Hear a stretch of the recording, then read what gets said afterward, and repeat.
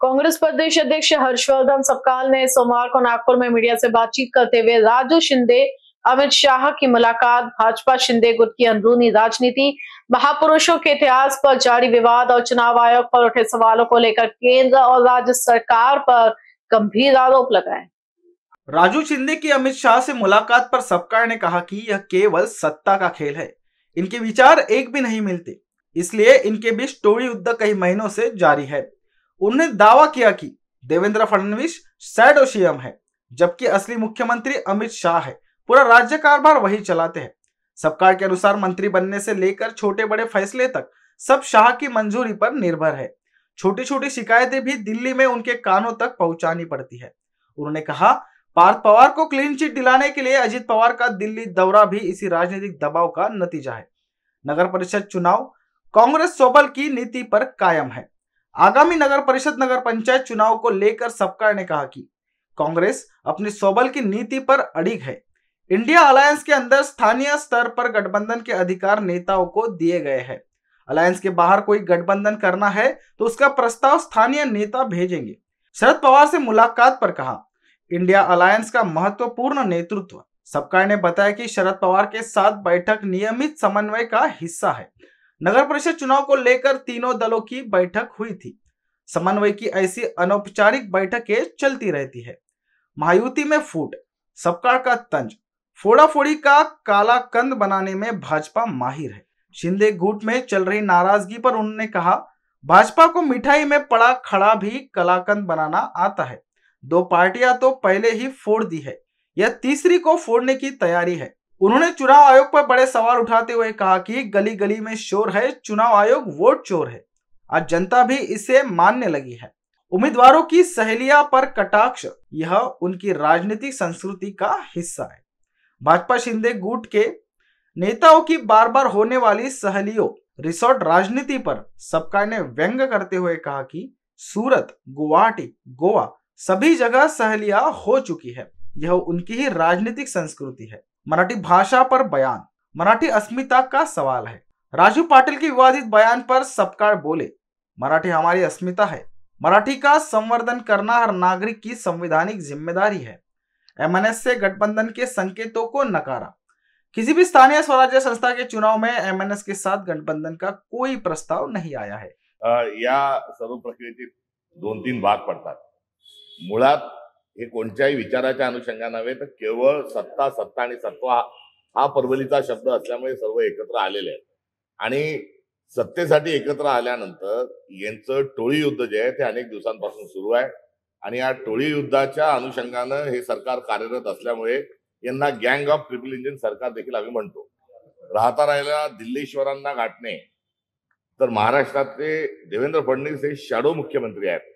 महाराष्ट्राचे मूळ मुख्यमंत्री जे आहेत हे अमित शाह आहेत आणि अमित शाह सांगतील त्यांना मंत्री बनवलं जातं, ती खाती दिल्या जातात आणि महाराष्ट्राचा सर्व कारभार हा अमित शाह चालवत असल्यामुळे छोट्या मोठ्या सगळ्या कुरबुरी ज्या आहेत या अमित शहांच्या कानावर घालतात आणि अमित शाह महाराष्ट्राचे सर्व निर्णय घेतात। कुठेतरी हा सरकार महाराष्ट्राचा स्वाभिमान गहाण ठेवून महाराष्ट्रातले निर्णय महाराष्ट्रात न होता हे आता दिल्लीवरून व्हायला लागलेले आहेत। 2 दिवसापूर्वी पार्थ पवारांना मिळालेली जी क्लीन चिट आहे त्यासाठी ती मिळवण्याकरता देखील दुसऱ्या उपमुख्यमंत्र्यांना अमित शहांना दिल्लीला जाऊन भेटावं लागलं होतं। याचं देखील स्मरण या निमित्ताने करून देतो। अमित शाह अब मारा तो मारा फिर से मार के देख, हे जे आपण गल्ली चौकात जे ऐकत होतो त्यातलाच हा प्रकार आहे। प्रत्येक गोष्ट की अमित शहांपर्यंत जाणं याचाच अर्थ सगळं हे गुन्हा-गोविंदाने चाललेलं नाही, तर एक मोठा टोळी युद्ध हे महाराष्ट्राच्या सरकारमध्ये सुरू आहे, याचा तो दुसरा नमुना। या संदर्भात माध्यमातून मला देखील कशा प्रकारची माहिती मिळाली आहे, कुठे राजीनामे दिले ही देखील बातमी मला ऐकायला आणि वाचायला मिळाली।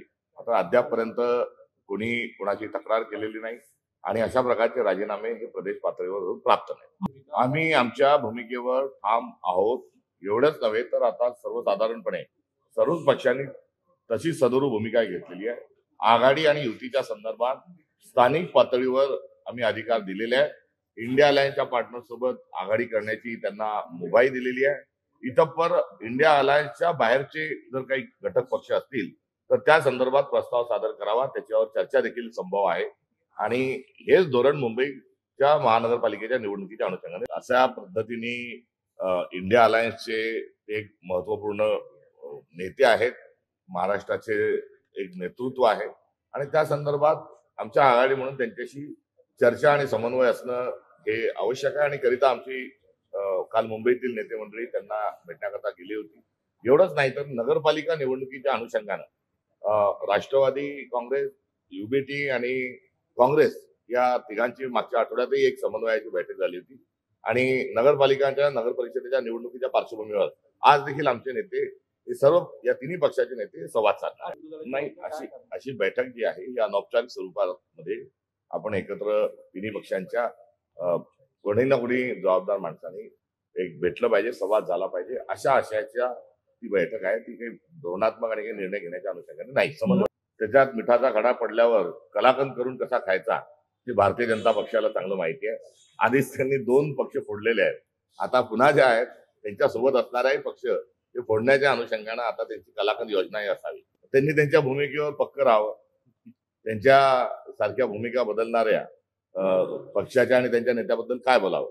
देवेंद्र फडणवीसांनी जोपर्यंत वेगळा विदर्भ होणार नाही तोपर्यंत लग्न करणार नाही असंही म्हटलं होतं. त्याचं काय झालं ते आपण बघतोय. नाही, एकंदरीत हा खूप गंभीर विषय आहे आणि हा काँग्रेसची भूमिका पुरता हा मर्यादित नाही.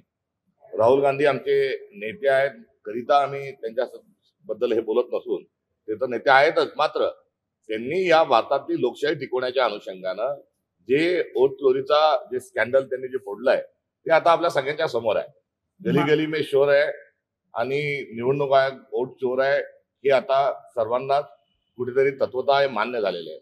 आणि या सर्वातून पुढे जाण्याकरता आता केवळ काँग्रेस म्हणून नाही तर सर्वांनी, माध्यमांनी, नागरिकांनी, स्वयंसेवी संस्थांनी आणि भाजप करणारा असल्यामुळे ते सोडून सर्व पक्षांनी या लोकशाही वाचवण्याच्या लढ्यामध्ये पुढे आपण हा लढा पुढे घेऊन गेलो पाहिजे. हा एकटा काँग्रेसचा लढा नाही, हा आपल्या सर्वांचा लढा आहे. आता ते सहलीचं जे आहे ते पॅटर्नच तयार झालेला आहे.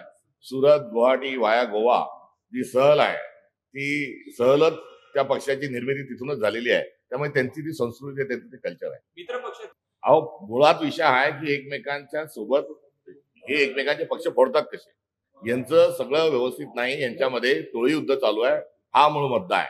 त्यामुळे कुठे युद्धबंदी, आता शीतयुद्ध थांबवायचं, निवडणुका झाल्यावर पुन्हा सुरू करायचे, हे मुद्दे एकंदरीत असणाऱ्या आशयाला गैर लागू आहेत. मराठी हा अस्मितेचा मुद्दा आहे आणि त्या अस्मिता जोपासण्याचं आणि त्याचं संवर्धन करण्याची पूर्ण संमती आणि अनुमती आणि अधिकार हा संविधानाने आपल्याला दिलेला आहे. त्यामुळे अनुसूचित 22 मध्ये मराठी भाषा आहे आणि मराठी भाषा ही केवळ भाषा नाही तर महाराष्ट्राचा तो धर्मही आहे आणि महाराष्ट्र धर्म आम्हाला शिकवण्याची कोणाला आवश्यकता नाही. मराठी ही वाचवण्याच्या अनुषंगानं पहिलीपासून सक्तीचा जो मुद्दा झाला तेव्हा सर्वात अग्रेसर काँग्रेस राहिली होती, याचं स्मरण त्यांना या निमित्ताने तशा प्रकारचा महाराष्ट्रातल्या कुठल्याही स्थानिक स्वराज्य संस्थेमध्ये प्रस्ताव आलेला नाही.